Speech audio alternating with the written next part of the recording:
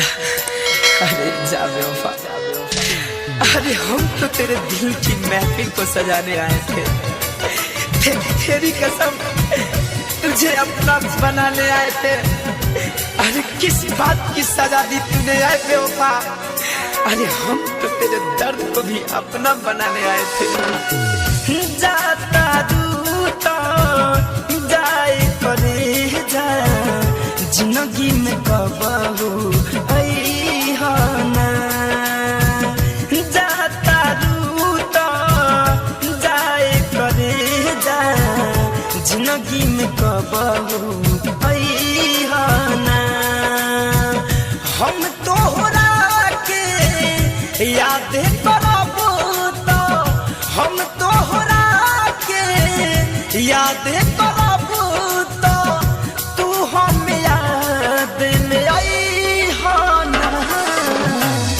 जाता दूता जाए करे जा जिंदगी में कबहू ना। जाता दूता जाए करे जा जिंदगी में कबहू ना। अरे कुछ तो लगे दिल पे जख्म इतने गहरे थे, उस पे भी तेरे अश्कों के पहरे थे। अरे तेरे ठुकराने के बाद तो हमें मर ही जाना था, पर हम इस दुनिया में तेरे लिए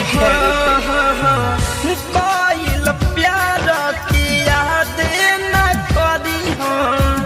याद में बहुत रोवेला तरफ तरफ के दोनों रे अखिया खून के आंसू बहावेला हो।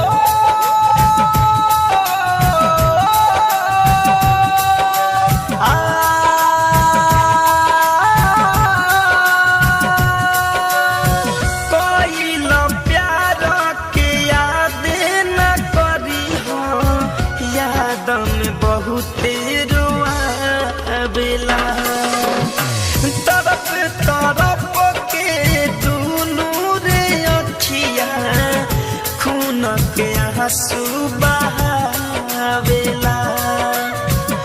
बार बार याद करके प्यार वाली बात करके दिलवा पे चोट लगई हो ना। जाता दूता जाए करे जा जिंदगी में कबहू अरे हम भी कभी मुस्कुराया करते थे, उजले चमन में खिलखिलाया करते थे। अरे उसी दिए ने मेरे हाथ के लकीर को जला दिया, जिस दिए को हवा से बचाया करते थे। Music by Alok Raj. Prince Aryan के सब बातें मनी होई न कब तोहरा दुख हो। धड़कन धनंजय के रखी हो सहेज के मिली सब नहीं से सुख हो। जा जाने जा जाने जा आदि तो राजपूत के सब बात मनी होई न कब तोहरा दुख हो। धड़कन धनंजय के रखी हो सहेज के मिली सब नहीं से सुख हो। इतने निहोरा बात तोहरा से पियावा के तना सतई हो ना। जाता दूता जाए करे जा जिंदगी में कबहू हो ना।